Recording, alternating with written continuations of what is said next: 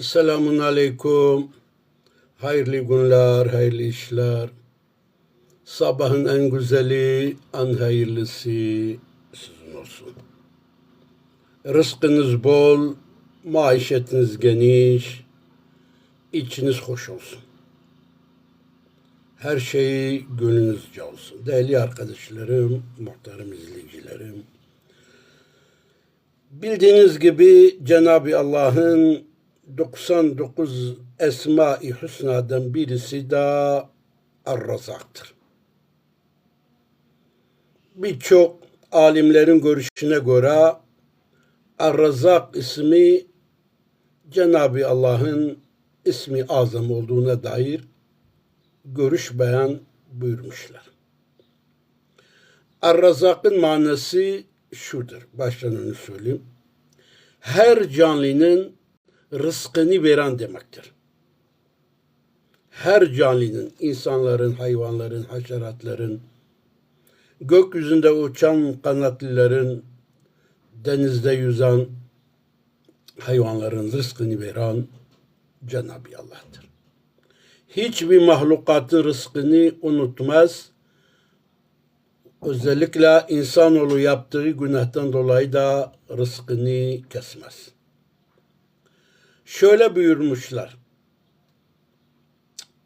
Ehli hikmet ve ehli ilim adamları buyurmuşlar ki bu ismi celil-i kadri zikrine devam eden ve her gün sabah namazından sonra 308 defa ya Rızak dedikten sonra hanesinden ve ikametgahından çıkan kimse rızkı bol, maişeti geniş, ümit etmediği bir yerde Cenab-ı Allah ona rızkını gönderir.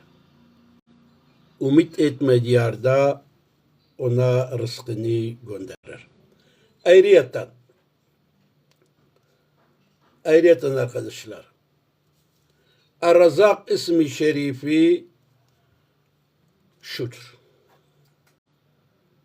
Er-Razak ismi şerifin ufku şudur.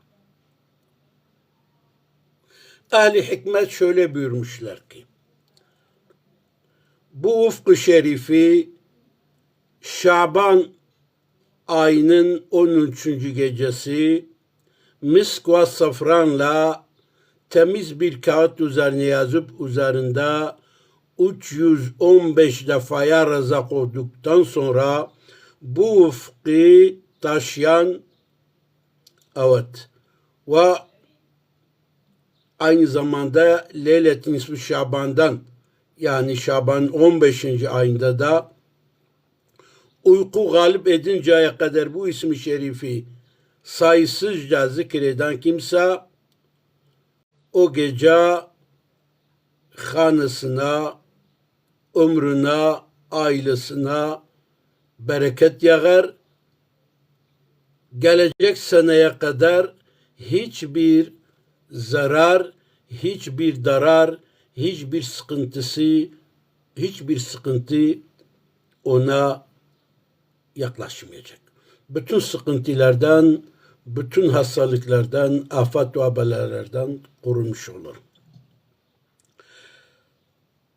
Ayrıyeten yani Şaban ayın 15.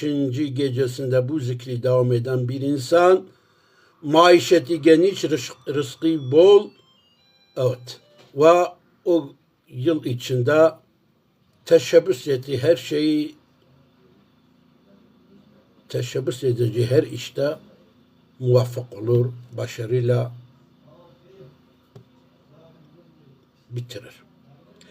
Ayrıyeten arkadaşlar bu zikri şerif Ya Razak ve Ya Fettah suretiyle okumak lazımdır. Her kim Ya Fettah Ya Razak zikrini sürekli okumaya devam ederse rızkı kolay ve kapalı kapılar ona kalmaz. Her kapı ona açılır. Ayrıyeten şu ufk-ı şerifi size biraz önce gösterdiğim Ar-Razak ismi şerifin ufku bir gümüş levha üzerine yazıp üzerinden taşıyan ve daima o zikriyle tertib-i lisan eden kimse, evet, her teşebbüs ettiği işte muvaffak olur. Ayrıyeten bu Ar-Razak ismi şerifi vufkını bir kağıtta yazılır, bir dükkana asılırsa müşterisi çoğalır, muamelesi çoğalır, rızkı genişler. İnsan onunla muamele yapmak arzusunda bulunur. İnsanlar tarafında sevinir. Evet. Ya Razak ya Fetah ismi zikrini ihmal etmeyin. Size tavsiyemdir. Cenab-ı Allah diyor ki siz beni andıkça ben de sizi anlarım. Allah'ın Ar-Razak ismiyle anın ki Allah rızkınızı genişlesin, kapıları size açsın. Şimdiden diyorum bütün kapalı kapılar yüzünüze açılsın. Tüm işlerinizde Rabbim size muvaffakiyet ve başarılar nasip eylesin. Hiçbir zaman Cenab-ı Allah'ın Razak, Ya Razak, Ya Fettah ismi zikrinden gafil olmayasınız inşallah. Hadi günün en güzeli, en hayırlısı sizin olsun.